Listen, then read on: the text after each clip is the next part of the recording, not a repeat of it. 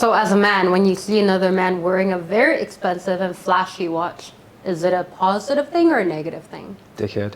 You think Like this one. Biggest dickhead here. every morning when he wakes up, he's like, oh, dickhead. Yeah.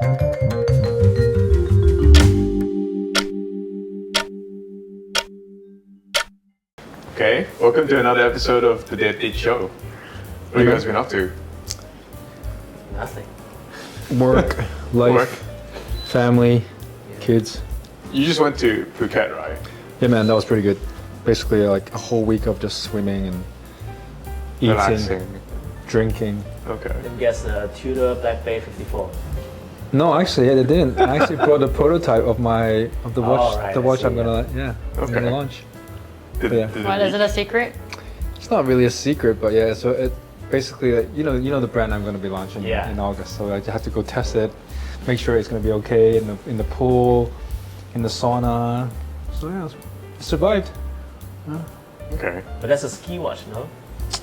There's no ski. It's a watch that can survive a skiing condition, but yeah, it turns out it can also survive the sauna. So yeah, Lot go anywhere, more extreme heats. go anywhere, Sweats. do anything. Watch. Yeah. What about you guys? You guys been traveling? Did you guys go anywhere Easter? No, I didn't, but I was in Korea a few days before Easter, just for work though. Okay. Yeah. You didn't do anything in Korea? No, not too much. Oh. Not too much.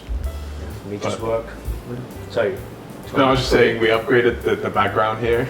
Well, I guess you just want to nonchalantly show the plaque. The plaque that I've told these guys let's not bring it on to the show, but they've been wanting to bring it on for We need to forever. show off, man. Yeah, exactly. It's like tooting your own horn. It's almost like giving yourself a. Yeah. But we gotta wait Good for job. the 1 million subscriber plaque, and What's the next threshold? I think it's 1 million. No, Oh, wow. it's not 500,000. No, I thought it was 1 million. 1 million? Ah, that's far. So guys, subscribe and help us get that next plaque. Yeah. Or we buy it off Taobao. Yeah, we should get it off Taobao. It's probably off Taobao as well. Well, what else is new? Oh, we got featured in a few media Yes, things. yes, quite a lot in the last few weeks, surprisingly. Yeah. We had the monochrome feature talking about our community, so that's quite interesting. Yeah. Hype Beast. Hypebeast, talking about our Watches and Wonders picks. What did you pick? No, it wasn't really, it was more like a round table. So Right. sort of the observation on the themes. Like I talked a bit about the pastel colors. Okay. That's quite prevalent this year. Talk a bit about jumping hour, which is also very popular this year. So Right. two big themes, right? Okay. Well, clearly I didn't read it. I never read the stuff that. Yeah. Yeah, I didn't read that as well. It's okay. But I Other saw it people read it. popping up in my Google's newsfeed just now. Yeah. I bet you guys didn't read the article that I wrote for Tatla. No, I read the read the preview of manuscript. it. Yeah. Yeah, I did send you the preview. Yeah. Yeah. I thought it was quite good. It was Yeah, so like. ChatGPT did a great job. Yeah, and DeepSeek, man. I'm all about the DeepSeek. No, I just thought it felt like a school essay. Yeah. Yeah. I mean, that's the last time I Like actually a wrote. GCSE English kind of Yeah. assignment. Well, that's the last time I actually wrote anything. So that's why it explains why it's like that. All the metaphors, alliteration, Yeah. whatever. I thought it was good though. It's sort of quite refreshing in the watch world. Like you don't really see this type of writing in the watch world. So Everyone's a bit more mature. yeah. Yeah. Yeah. Anyway, should we talk about watches? Bring it back to watches. Yeah. In the last week, Carlos and I and Chloe, we went to go check out the new Breguet. Yeah. What do you guys think? Too big. Too big. Yeah, I think it's a bit too big for me. Yeah, Carlos can't handle it when it's too big. Yep. Yeah. But for me, I actually thought it was surprising. For a brand that, for me, I actually have zero hopes for. You know, I think in recent years, the stuff that they've released has been, nothing too interesting for me personally. I actually was quite surprised when they came out with this. I thought it's a good design. It's interesting that they've kept certain elements but modernized the Breguet language. I would have preferred it to be slightly smaller, but yeah, it's a nice offering. I actually like it. Well, you can't have everything. Yeah, I can't have everything. Yeah. But I actually quite like the new. I mean, I haven't seen it personally, right? So I'll take your word for it. But I quite like the new case design. Like, for me, the fluted case may seem a bit old-fashioned in 2025. So, now you have like the non-fluted mid case, the new lugs that I thought I were prefer quite the nice. new lugs, yeah. Because the old lugs are quite flat, right? Yes. So they sort of Stick out. Yeah, stick out on both sides. Yeah. Yeah. Like for the 36mm models, the older ones in the 80s and 90s, those are quite nice. But for the new, upsized ones, I think they could wear quite large. Yeah, I feel like the straight lugs before were a bit under-engineered a little bit. They just stick it out. You just tack it on. I think it's Now it's welded a bit of- actually, Yeah. the older ones. Yeah. But now it's got a bit of more streamlined. Yeah. But some people are saying like, oh, because they got rid of the coin edge, then it's like you're getting rid of the design language. What do you think about that? I think it's okay. Well, there's always two ways to look at something, right? For me, I think it's a sort of welcomed modernization of the Breguet case. You can't stick with that aesthetic forever, right? So I quite like it.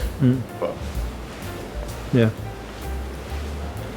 I enjoyed like reading up tiny little facts about this watch online. Where did you know that you can potentially wind the watch from the dial side because the central pinion is actually connected to the barrel in the back. It's a Yeah. little square in the middle. yeah, apparently the barrel is the thing that rotates once every 12 hours, right? So I guess by connecting the hand to that, then you don't really need any extra gears. Wait, what? So if you pop off the crystal and you had a key that wound the hand would be winding the watch? Yeah, I think so. Don't quote me on that. Oh. Is that correct, Professor? I don't know. Okay. I don't know. I haven't really read it. I just know that the hand is connected to the barrel. Yeah. And then if you flip the normal like 7057 watch, like The tradition. Yeah, that's So another 27? tradition. The 27 or the 57? The new one 5.7 is is 5.7. the bigger Ah. one. 2.7 is the older, smaller watch, which I actually like a lot. Yeah. And then they are quite very similar. Yeah. It's like the same movement. Right? Yeah, you see the same architecture. It's like the bridges are in the same positions. Yeah, I see on Instagram a lot of people are comparing these two watches, but obviously massive different price point, right?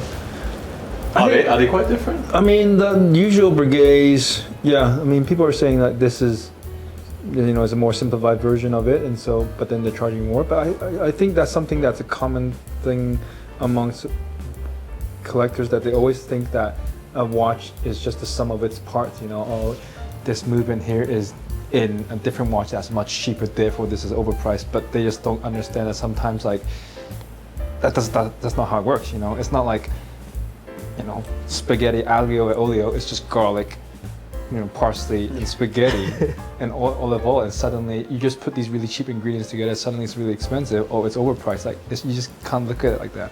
I think it's more about comparisons, right? What other comparatives you have in the market versus this new watch that's coming out. So I guess a watch with similar movements should be similarly priced. But the new one is around what, $50,000 US? About that, yeah, 50,000 US, yeah. Yeah. So what's the old one?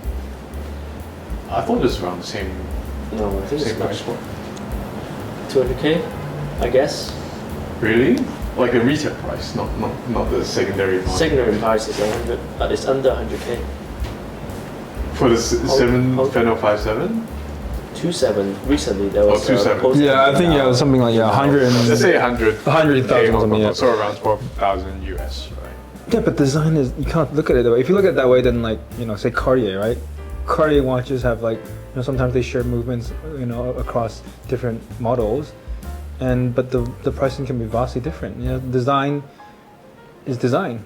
You can't just look at the No, I movement. think we got to compare like for like, so retail price to retail price, not retail price to secondary market price. Yeah, yeah. But they have got a solid gold movement, so... Although the Breguet one is actually gold-plated brass. Oh, really? Yeah, gold-plated brass. Okay. Yeah, but I think the movement is I mean, for me, I really care about the finishing. I think the finishing is, it's not compared to some of the, and these it might not be exactly the same, but I mean, compared to a lot of mainstream brands, the finishing is not bad. Yeah, it's just pocket watch style, Yeah. I would say. Yeah, yeah. A So little bit different from what other brands are doing. yeah, it's quite nice actually. So what else is new? What else is new? Christopher Ward, right? Yeah, the cheat Yeah. sheet. Where are you looking at? actually, What's over there? I was looking at Carlos's crotch. And Yeah, I got. Let's talk about Christopher Ward then. That's new. What's it called? Loco Poco. Loco. All right, I forgot what this loco looks like. Let's see. So it's basically an open work version. I was gonna say that it looks like the Chapac Flying Tourbillon that they just came out with. That's true. That's the one you covered, right? Yeah, Yes. because of the, I guess, very angular bridge. Is it called a bridge that holds the Yeah. the spinning thing? Well, the The Chapac one spinning thing, the is sort of like balance wheel, in the Spinning thing. no, there's one in the middle of the dial, right? That Yeah. sort of splits the dial in the top and bottom half. But the Christopher Ward one is different. It's like a Remember, you're like, okay, well, for the Balance Chapac wheel. one, Yeah. it's like it's very interesting as in a straight line. Well, you get the same in here. Yep, for a lot less money. Well, but it's not a tourbillon, right? That's different, right? The Chapac one is a tourbillon. But there are, I mean, I think there's definitely some similarity. It's normal, right? Because the guy who's designing for Christopher Ward used to work for Chapac. Oh, really? okay. Yeah. Okay. And it's also priced like just under $5,000 US, Yep. Yep. Yeah. which I guess is pretty good value. And the It is, movement, it the is movement is amazing pretty interesting. value, You got the isn't three finger bridges. Armin Strom like. I mean, sure. But Lee 1 hour watch. The one Lee's working for Fears now. He actually drew a movement that's very similar to this. Okay. Yeah, but I forgot how long ago. But yeah, I saw on Instagram he made a post about like how he drew this movement and it's very similar to this movement. So maybe Christopher Ward also took inspiration. Yeah. But I mean, in watch industry, like everyone is inspiring everyone else. So this one is a bit like integration of the sort of quite popular open work design now with integrated, bracelet sports watches. Yeah. That's true, actually. Combining two popular elements together. Yeah. And you know that you've never been a fan of the integrated sports watch.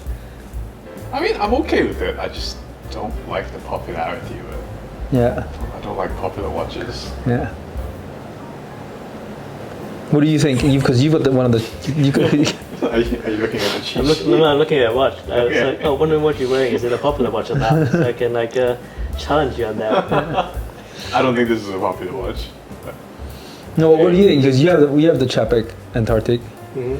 So what do you think of this? I guess I have to see it in person to really make a fair judgment. I think it's a fantastic value of money play, as they usually do with that previous one, the one that chimes. The Bel Canto. I think it's very hard to top that off, and they are offering something similar in terms of value proposition. I don't really think too much about the integrated bracelet. I see it more of a, the MBNF. They put the balance wheel in the front, and a very value way to offer that aesthetic to the general public. Yeah. That's actually a very popular look now, right? Having the balance wheel in the front. You see a lot of indies do that. I mean, Sylvan, Global Force, all the high-end indies, they do that balance wheel in the front. Kari has that inverse.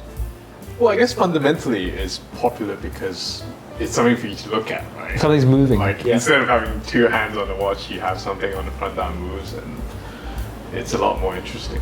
Do you think that thing's gonna, continue, or people are just gonna revert to more understated looks? I personally think that people are going to want to see something a bit more subtle going forward. But who knows? I feel like this is still the beginning of this trend. You've got a balance wheel spinning in the front. Yeah, Two balance. Two balance wheels. Yeah. Yeah, well, yeah. So one's not enough. You gotta have two of You them. gotta go, double.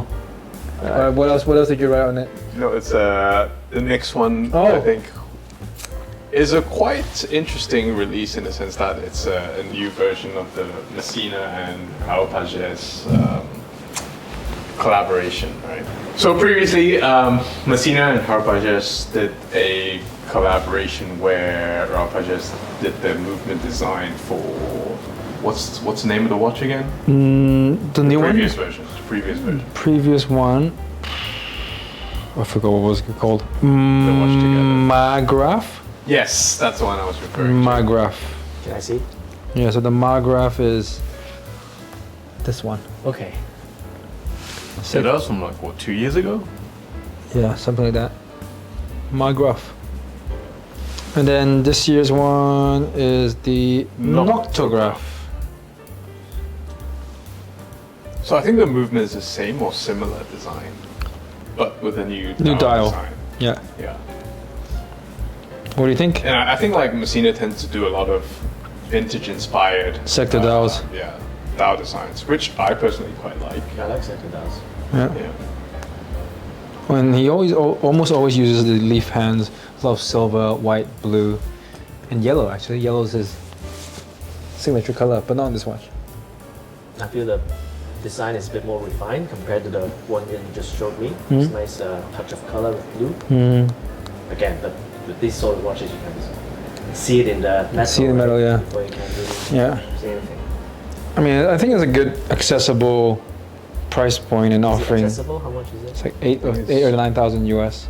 Oh, really? Yeah, something like that. Like Yeah. compared to the I don't know how to pronounce it. Harpages. The RP2. Or Yeah, okay, That's but it's a right? different, it's a completely different offering, right? Like Okay. this one is like, I mean, he's worked on the movement, but I don't think he's really producing the yeah, movement yeah, or yeah. like, I think it's you know, like and just the design. the finishing on the movement is not the same. The and like the the- casework is not the same. I The don't. white Geneva stripe. Yeah. I heard that movement is based on a voucher. But I'm not sure how true that is. Yeah. So I think he's worked on it, but yeah, it's not to the same extent that he's producing his own watches. It's a bit like like the. When Kari, working with MBNF on advising on the finishing of the watches. Or yeah. Schwartz Etienne. Yeah, yeah. So So if it's you- offering the lending the name and having some level of yeah. So if you got a 10K budget and you can choose between local and this one, which one would you pick? Ooh. I would probably pick the Massena. Yeah, me too. Me too. Me too. Yeah, but it's different, right? It's personal. The one is also double the price point, right? One is Yeah. 4,600, the other one is 9,000, right? Well, I mean, this watch is definitely a bit more like dressier, a bit more like maybe serious, and generally people Yeah. might associate that with more quality, right? And the local is more, I guess, a bit crazier. If It's more local. Yeah. It's more local, It's yeah. more local for sure. Yeah. It's like if you go into a meeting with someone and they're wearing the local, like you would probably immediately make some assumptions about them. What which is the may or may assumption? not be true. What is the That assumption? he's crazy. That he's a bit He crazy? or she is crazy. Is that what people say about you when you wear your MBNF into meetings? That's why I don't wear it into meetings. Oh, really? I thought you do. Sometimes. Okay. Here's a question for you guys. How much do you trust your judgment when someone wears a watch and you're like, let's say for example, if someone's wearing, going to a meeting with a Rolex Submariner, and what is your first impression of this guy? I mean, I would think that if they're wearing a Rolex, then A modern one. They may not even like watches, right? They may be buying it for the status, but not necessarily that they're someone who's interested in watches like we are and thinking about it all the time. I think also, it depends on which one it is, right? Whether if it's a modern one or if it's a vintage one. If it's a vintage one, then it's actually a lot, higher chance that actually person is into watches. Yeah. Yeah, so my impression of someone who wears a Rolex Submariner is that he likes Rolex Submariners. What the fuck, man? All right, you're out. I'm gonna zoom in the camera. so we can I actually think that's not true. I disagree. Someone who wears a Rolex Submariner is actually quite likely to not really like the watch. Like they might just they like the brand, they like what the watch represents, but actually not so much the Rolex Submariner. Whereas if someone's wearing more of an unknown brand or unknown model, the only reason because you don't get any status flex from it. The only reason it would be because you actually like it. I think you guys read too much into like trying to judge a person on the watch that he wears. Okay, maybe judge is not the right word. The first but just impression. more like you forming your impression of that person. Like, don't tell me you don't look at what watch someone wears when you first meet them. You must glance. Yeah, but it just tells me that he likes the watch. But I think it's just part of your whole outfit, whether it's your, what you wear, if you see a guy, if you see what car he drives, right? You're generally going to form some sort of opinion about that person. I mean, as much as we like to admit it or not, I think it's natural. Yeah, and I think as a watch lover, you will always look. Yeah. You will always look at what someone's wearing. Yeah. So as a man, when you see another man wearing a very expensive and flashy watch, is it a positive thing or a negative thing? Dickhead. Do you think that? like this one. Biggest dickhead here. Every morning when he wakes up, he's like, oh, dickhead. Yeah. No, I mean, When you look in the mirror, what do you see? dickhead. So Chloe, when you look at Jonathan and see this watch, what's your impression? I think for me, because I don't know too much about watches, unless it's something I recognize, I can't say too much. But I mean, it's the same like if I'm like looking at a girl with like her handbag or like her outfit or like her jewelry. So I understand that there's a judgment there. I don't believe in Carlos's like, I don't judge anyone by their watches, yeah, no way. But don't look like that. No, it's not judging. It's sort of because- trying to side. Yeah, because when a person get ready with a maybe purchase not of the right watch, word. or if that one Yeah. they decided to put on that watch even, like, they're trying to present an image, right? There's something they're trying to, like, kind of, like, package themselves in a certain way. Yeah. So I'm like, they want you to judge them in a way, Yeah. right? But how you interpret it, how you interpret how they present themselves, that's to you. It's part of just forming an impression of Yeah. someone. Like, okay, say, going back to your question, if you're like, okay, if I see a guy with a really expensive watch, flashy watch, it depends on what brand it is. If it's a watch that's commonly recognized as a flashy, expensive What if watch. it's like a Richard Mille? Yeah, if it's a Richard Mille, then naturally, Okay. then I'm not gonna say that, but like, naturally I'm like, okay, this person doesn't mind being noticed as wearing one of these watches. Then maybe his personality is someone that's maybe a little bit more outgoing, or maybe a little bit like he's okay being center of attention or has some attention. Whereas if he's wearing a very expensive watch, but it's like a very, maybe it's a minute repeater Patek vintage one that no one's gonna know unless you know watches, then maybe his character is someone who's a little bit more, a bit more subtle. Maybe he's not so loud. It's just a different, So it's different. So what you're saying is it basically depends on the type. It depends on the watch. Depends on the watch. Yeah, if this guy's spent all this money, but it's not something that many people know about, then okay, then maybe he's not. I feel like THC member is going to be very cautious at our next event. Of being judged. I'm sure they're used to it. Yeah. Being in a watch community. Yeah, but on the other hand, maybe sometimes the opposite is true. Like, I know this guy is really well off, but then like, he's showing up to an event or dinner and he's wearing a very cheap watch. Then maybe that day he's feeling a bit more in a different mood. Then actually, He's feeling poor.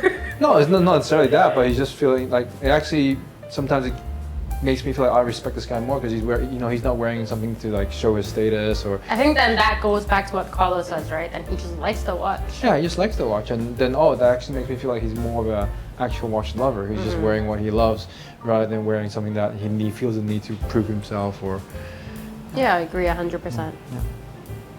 So actually, speaking of watch events, we do have quite a packed calendar coming up, right? Well, next week we have the AHA event. Yeah, Alternative Horological Alliance. Yeah, so that's Massena Ming. is part of it. Yes. Is a new watch gonna show up or no? I'm not sure. I don't know. hope so. I don't hope know. so. Yeah, maybe. Okay. Yeah, Ming.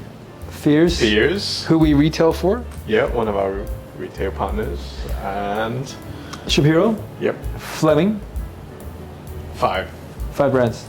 Yes. So they're going to be coming, and we are doing an event with them at the Armory.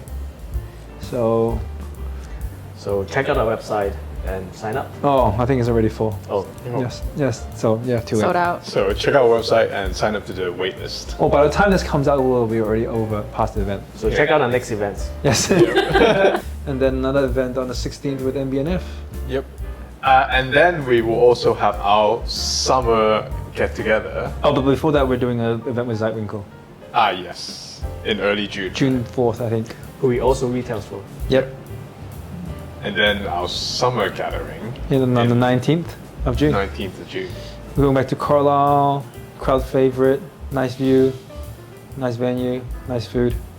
Make sure we order the hall fund again. Yeah, Yeah. good hall fund.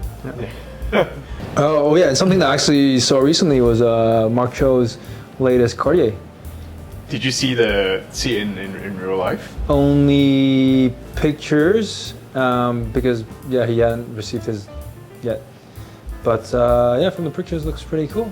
He's one of the first, actually the first modern order to have the factory Cartier platinum bracelet.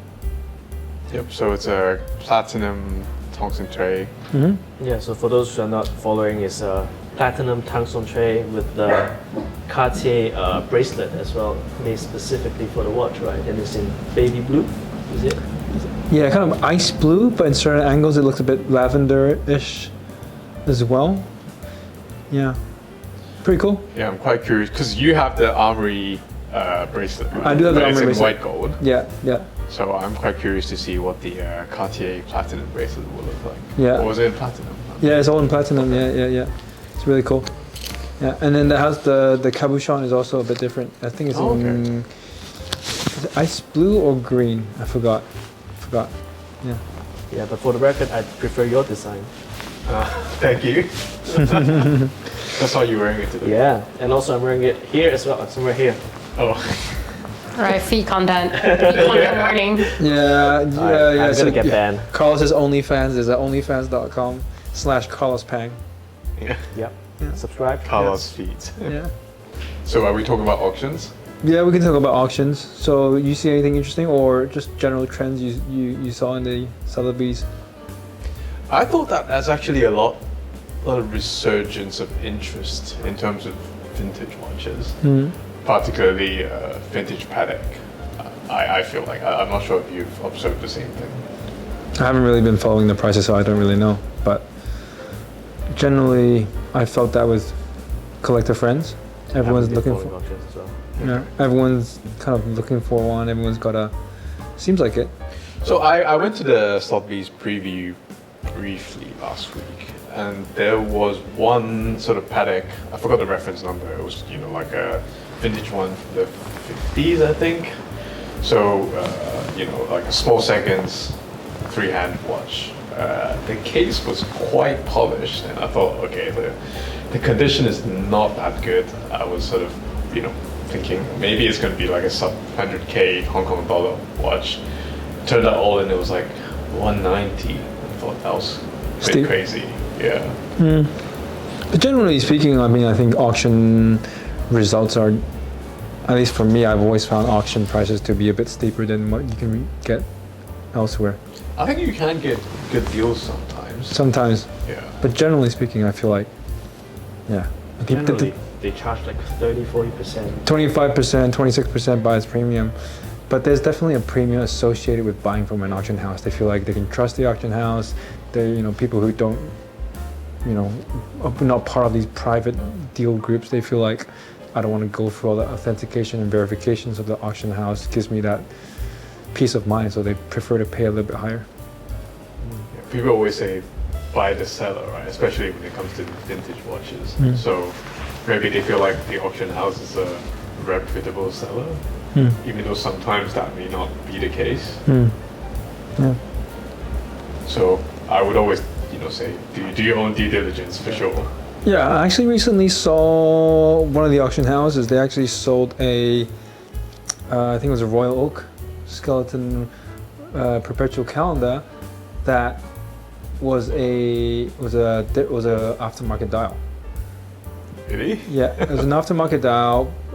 It's skeletonized. Yeah, so the rotor was skeletonized. Okay. So okay, so there's I forgot the actual reference, but okay, it came with box and papers, and on the papers it was a specific reference, and that reference had a closed dial. So it was a closed dial, but it had a skeletonized rotor. When it happening was like, I guess the owner replaced that closed dial with an open face dial, which actually should be a different reference, but then they sold it as a skeletonized perpetual calendar. So it's like a Franken watch, but everything is genuine AP, but just stitched together. Yeah, but the dial is not AP. Right? The dial is also the dial could be AP. It could be the dial from one of the other models. Okay. But on the papers, it still has the original reference. So yeah, I just think it's important to, when you're buying, definitely do your own research. I think the pricing also reflected that it was not one of the original skeleton ones. So yeah, just as long as you know what you're buying, then I think it's fair game. But do your due diligence. Yeah. That's the key message. Yeah, I mean, whoever it is, whether it's auction house or buying from a dealer or buying from a private seller, just never fully trust the person who's selling you the thing, right? You just gotta do your own homework. But I think Cartier is still having a bit of a moment, even in the auction results. Some stuff. Yeah. Some stuff. I mean, the modern Cartier seems to me like it's almost like it's two brands. You almost have two lines, and the two lines represent two brands. You have the Breguet collection, and then you have the more regular mainstream collection. I think the CPCP prices are coming down a little bit. It's got a bit too hot, I think. Yeah. Yeah, a bit too hot. Yeah.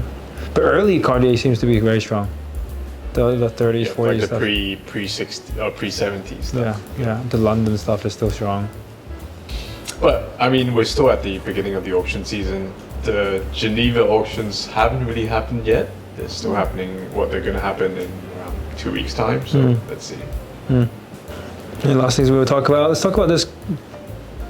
Read this thing last week. Corum returning to being independent. Yes. So I think this only came out like a day or two ago. So for the last, I don't know, like 15 years, or maybe less than 15 years, maybe 10 to 12 years, Corum has been owned by a Chinese company. I think it's actually a Hong Kong-based company.